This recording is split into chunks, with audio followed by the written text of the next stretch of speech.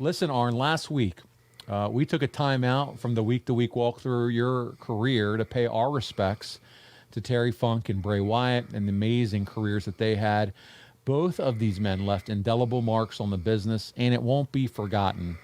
And so I just wanted to say thank you all. We hope you enjoyed that episode as much as we did. It got a little emotional there at the end, Arn, but I know it was important for you to do that show. Like I said at the beginning, I don't think we could ever do them justice, but we tried, and we love you guys, and we owe you. There you go.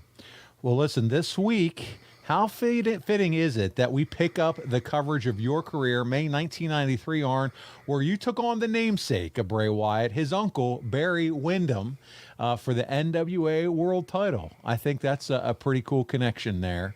Bray Wyatt's mom, Barry Windham's sister. It's just unbelievable, the wrestling thread in the family there. But before we get into Slamboree 1993, I'm sure it's an event that you will remember for a long time. Slamboree 1993, a Legends reunion. I'd like to begin this week's discussion with the segment that we teased 2 weeks ago, and that is a Flair for the Gold. And Arn, I don't know if you caught this or not, but I was watching Payback, WWE Payback recently, a Saturday night pay-per-view, and Cody came on, and he was on one of the talk shows there, and he mentioned talk shows that made a big impact on him and that he enjoyed. And he said, and the one I liked the most, it was a quip about his favorite, a Flair for the Gold. And he mentioned a Flair for the Gold right there on Payback. Is that right? Yes, he did, as his favorite. That's a hell of a plug. I'll take it. Yeah, and we got all the clips this week for a Flair for the Gold for those of you that want to check it out. And just as a reminder, Flair had left the WWE in January 93, and as part of his release, he wasn't allowed to wrestle. We've talked about that, but he could appear on TV and pay-per-view for the company. So Dusty, he was geniusing. He came up with the Flair for the Gold talk show as a means of keeping Ric Flair on TV, allowing Nate to have that vehicle to bring up the top-line creative and bring it to life, if you will. And today, we have the first Flair from the Gold, which was taped in April but did not air until May 8th, 1993. It was on WCW Worldwide, and in our first of 5 clips this week, Arn, we're going to take a look at the very first Flair for the Gold. Here we go. Ladies and gentlemen, welcome to a Flair for the Gold with your host, Nature Boy Ric Flair. Tonight's special guest will be NWA Heavyweight Champion Barry Windham. And now, Nature Boy Ric Flair. Woo! I love you. Baby, I love you. You never look better. Double A, I tell you what we're going to cook tonight. Look around. And I promise you, the greatest show on earth is the Flair for the Gold. No, it's not the China Club. No, it's not Rupert's in Atlanta. It is Penthouse Paradise. I am the Nature Boy. This is my show, and we are live. Woo!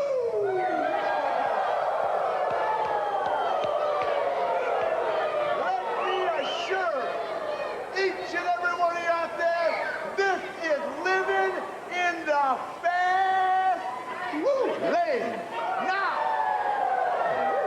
before I bring out my guests, last week we got 10,000 letters, men all over the world asking me to bring Fifi out one more time. Fifi, come on, baby.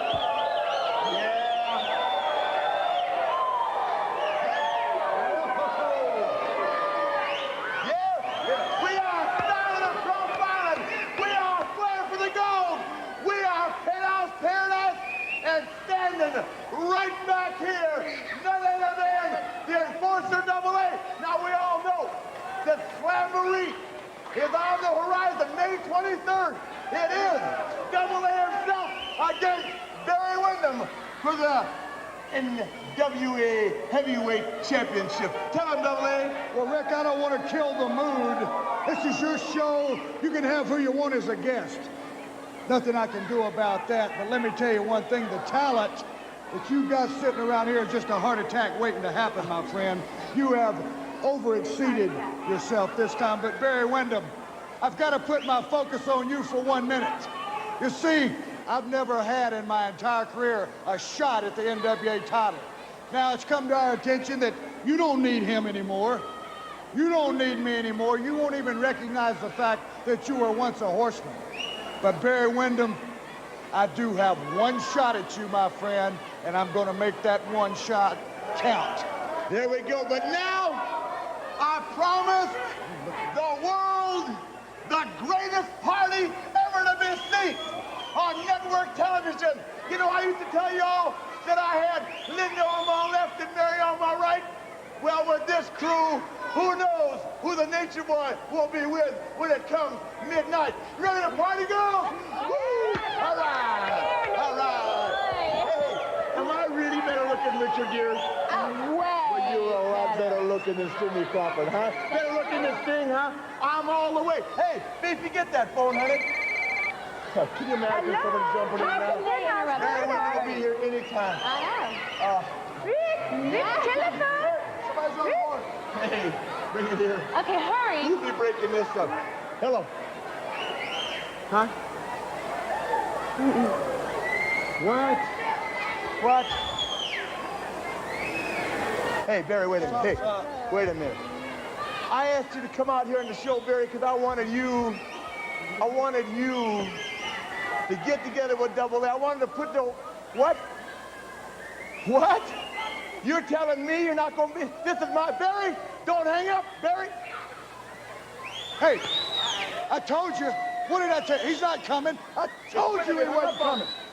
I told you he wouldn't show up. Barry Windham hung up on the Nature Boy? He turned all this down. I told you. Well, I'm through. All right, get the girls out of here, man. Oh, wait, hey. Listen. We're here to party. We got the girls, Nate. We're here to party. Forget about Windham. We got the broads. We got the booze. Come on. Hey, you're right. Hey. I'm momentarily overreacting. Barry, we'll see you in another lifetime, pal. Girls, let's rock and roll. Woo, all right. Come on, baby, pour the champagne. All right. Here we go. Here's to your Double A. All right. Here's to your girls. Roll, baby. Arn, this is, what do you think, man? What are you thinking? I know I hate suits. I hated that tux. But you were styling and profiling, brother. Looking pretty good for an older guy, right? You were looking. Hey, listen, if this whole wrestling thing didn't work out in '93, I think you were ready for Young and the Restless.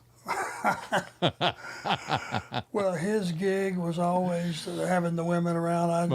I just did the fight, and that was a little off character, but what the hell?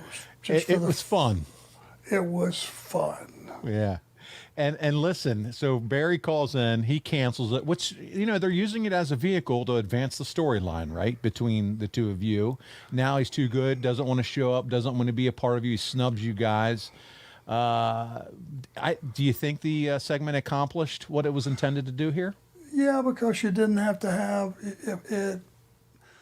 It aggravated the situation that was coming up, the match, without having to have physicality.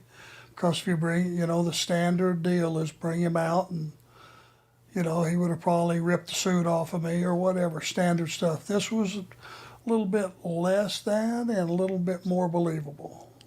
I like it. Yeah. What did you think of the overall production value of this show?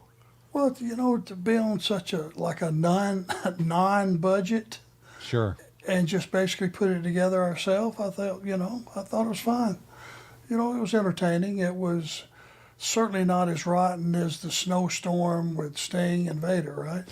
Exactly. The strap match up in the mountains. Yeah, the mountains, which, oh, man, our research guy right now, he loved that. Oh, I love it right now, his reaction. Oh, I felt so bad for Sting when I saw that. Yeah, this is definitely better. This is definitely in the vein of the Piper's Pits and the Flower Shops and the Snake Pits and those types of shows.